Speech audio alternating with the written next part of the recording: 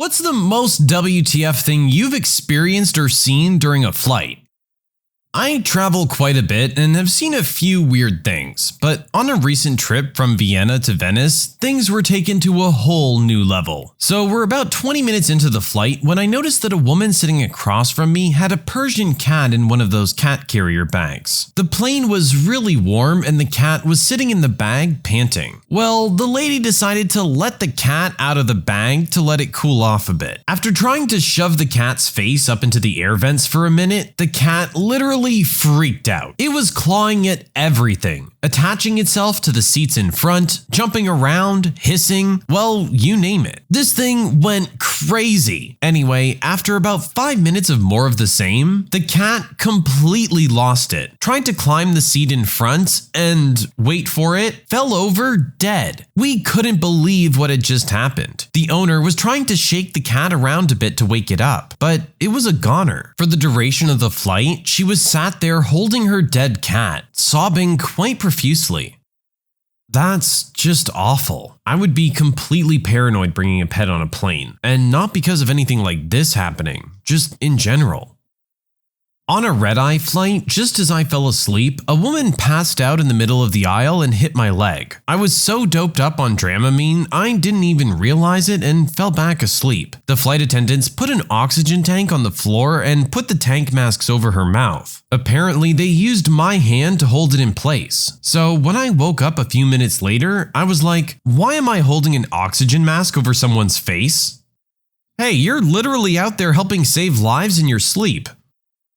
I was on a Gulf Air, as in Persian Gulf, flight as a kid in the late 80s, and a Pakistani family a few rows behind me in coach lit up a barbecue. It was one of those little portable aluminum foil things. You never heard so many flight attendants scream so loud. Yeah, talk about different times.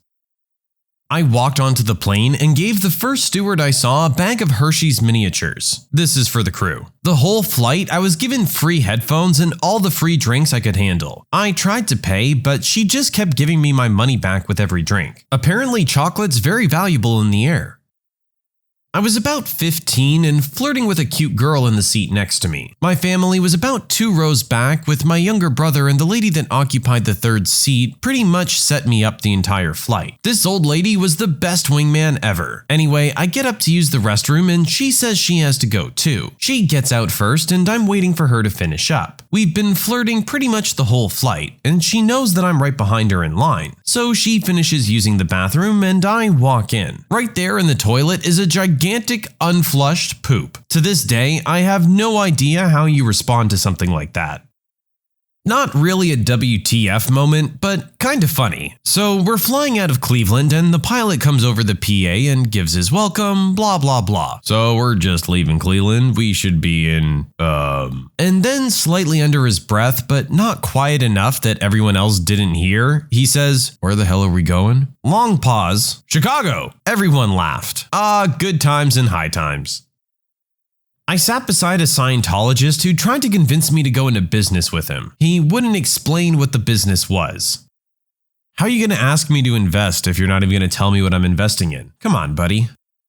I was flying to Denver on Delta in winter 2009, and they were switching from cash to credit only. They just got their brand new machines to swipe cards, and I was one of the first people to test them out. I ordered a 7 and 7, and it was $7. She took my card, swiped it, and the thing that printed out was $0. I left a $3 tip and thought, cool. About 10 minutes later, she came by and asked if I wanted another. I said, sure, why not? I swiped the card, and another $0 transaction.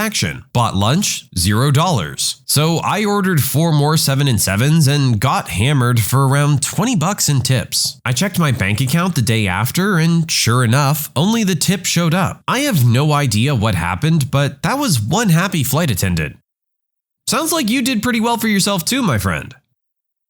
A guy died next to me once. On a flight from Maui to Dallas, I was half asleep in the second to last row of the plane. While I was listening to music and dozing, I suddenly heard a really loud, hard thud next to me. I look over and there's a man lying on the ground, completely still. I thought maybe he tripped, but the flight attendant came running and he was unresponsive. She frantically ran up and down the aisles asking for doctors. Luckily for him, the flight was full of vacationing doctors and nurses, all of them in ridiculous clothes. Two of the doctors who came back were in Hawaiian shirts and golf attire, and the female nurse who came back was wearing a very strappy, revealing blue Hawaiian print dress. The doctors tried to wake the man up, but he was gone. I was surprised to find out just how much medical equipment they have on commercial flights. The docs whipped out a portable defibrillator and shocked the guy, then set up an IV drip for him. I never heard a word out of him or saw him move. Not sure if he actually woke up or not. Our flight was diverted to LA,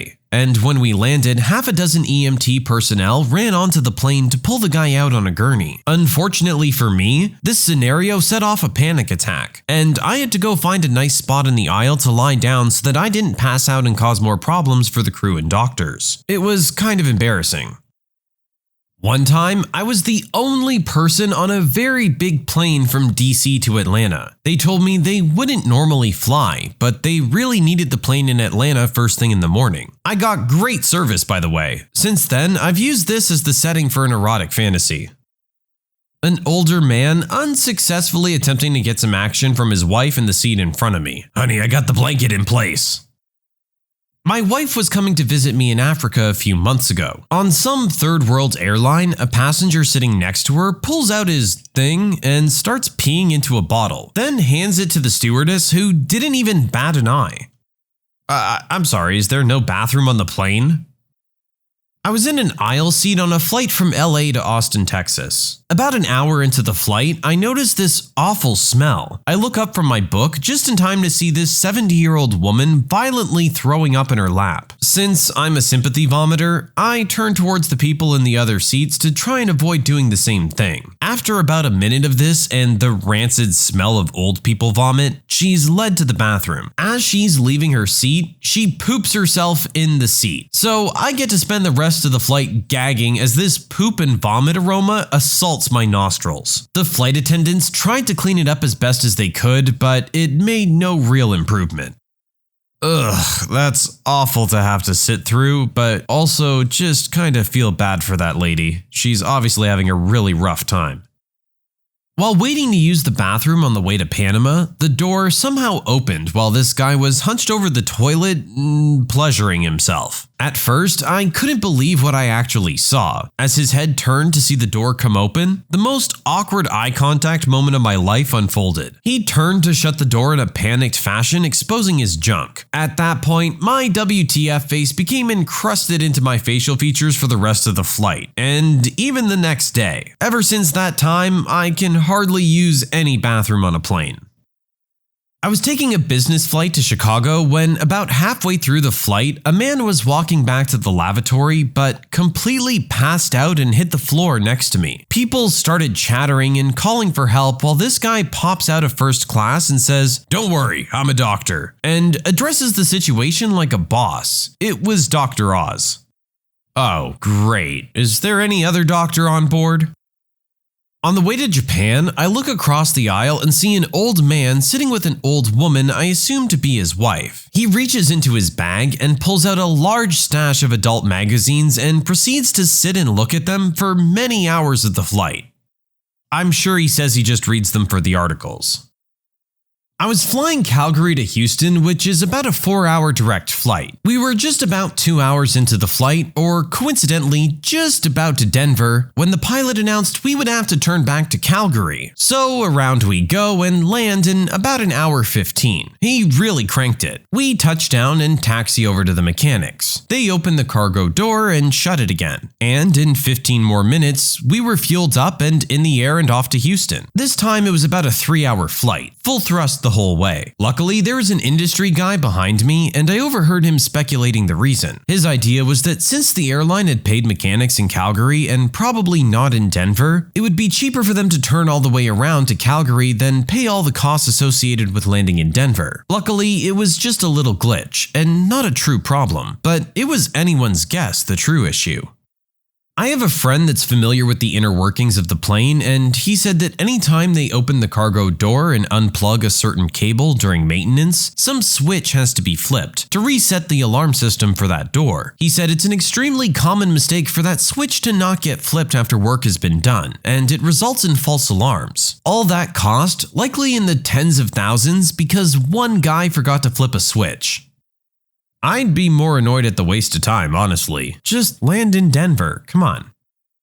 On a flight a few weeks ago, the flight attendant started to make preparations for landing, telling people to put their trays up and whatnot. I noticed the flight attendant loudly speaking to a man in his late 20s or early 30s sitting 2 rows in front of me. "Sir, you need to put your seat back up. Sir, sir." The guy starts spitting blood and convulsing. It sounded like he was choking on the blood with each gasp of air. The flight attendant starts screaming for help and they make an announcement over the PA for a doctor. 4 passengers and all flight attendants leap into action. Turns out, the lady in the row between me and the sick man is a nurse. Together, they get him laid out in the row with his head in the aisle. He's not responding to their questions and he's fading in and out of consciousness. We make an emergency landing, 20 minutes ahead of schedule. As we're taxiing, he regains consciousness and tells the flight attendant holding his head that he's sorry for the trouble. We land, paramedics meet the plane and carry him off. He seemed to be stable, but I hope everything worked out for the guy. Yeah, that's gotta be a really scary moment for everyone around. Spitting blood and convulsing is not something that you want happening on a plane. This one happened to my cousin. He was flying in South America and about halfway through the flight, he realizes he really needs to go to the bathroom. The plane he's on is a tiny prop plane made for tiny people. He's 6'5". He awkwardly climbs over his aisle mates and stumbles and shuffles to the back of the plane. As he's closing the door, the captain comes on the loudspeaker and warns of upcoming turbulence. He thinks, screw it, I really need to pee. He crams himself into this tiny bathroom and manages to whip it out. And right as he starts to pee, they hit a huge bit of turbulence that knocks him off his feet, backwards, through the bathroom door, and flat on his back in the aisle, still peeing straight up in the air. He was completely mortified and managed to get back up, pick up the door, and work himself back into the bathroom. He waited for like 20 minutes hoping no one would have seen it or that they would have forgotten about it by then, but when he went back out to take his seat, he got a standing ovation from every single person on the plane. Ouch. I feel like this story might be a little bit embellished, but I like the visuals here. I used to travel internationally a lot when I was younger and working for a telecom company designing new infrastructure. On one of the trips as we were heading to China, I looked out the window. We were above Alaska and bearing straight somewhere, and the horizon had a huge slice of black, like some weird wedge-shaped cloud that encompassed half the horizon. It was a bright day on the ground or sea below us. The ice was very bright and white, but there was this giant dark wedge encompassing and seeming to take over the earth as you looked out to the horizon. I had the guys next to me take a look out as well, and they were confused at first too. I was really confused for a few minutes. Then I realized what I was looking at in profile and what that black engulfing wedge really was. It was night. We were flying in such a manner that we were surfing the edge of daytime and nighttime at 35,000 feet. And at that moment, if you looked out over the horizon, you saw daytime fading into night. I only saw it that once. It was being in the right place at the right time. Aside from bad in-flight movies, that would be my most WTF experience. That sounds like that would be absolutely incredible to see. I'd love to see photos of something like that. I'm sure you could find it on Google. The bathroom sink on a Bangladeshi Airlines flight from Thailand to Nepal was clogged and had about 1,000 water bugs living in it. I was on a plane that lost power just as it was throttling up for takeoff. And I don't mean they reduced power to the engines. I mean all the lights went out, the engines shut down, and we were left sitting on the runway for a good few minutes. Somehow, the plane regained power and we taxied to an adjacent tarmac for another few minutes. After this, the pilot announces to the rest of the passengers that they had a small technical glitch and that we're now ready for takeoff. The rest of the ride was uneventful. I mean, yeah, you would want that to be the end of the events. You don't want that happening in the air. I was on a flight home from South Africa after a family vacation. My dad is diabetic, but he usually keeps his blood sugar levels pretty regulated, so I never worried before. Mid-flight, I wake up from a nap and see him slumped over the side of his seat. He was taken to the back of the plane where 3 doctors were examining him. They said his heartbeat went up to 220 or something, which I think means he was about an inch from death. All I remember is seeing my mom and brother break down. I began having flashes of life without my father, and it overwhelmed me. I felt sick to my stomach, imagining what life would be like, when all of a sudden his heart rate stabilized. The doctors on board said that it was a miracle, and I felt so much relief. The plane had to stop in Senegal where my dad was transferred to a hospital. He wanted me to keep going since the semester was starting soon. That flight home alone was terrible. I felt the other passengers watching me the entire time. He's all right now, but every time I get on a plane, I remember that feeling of leaving the whole world behind.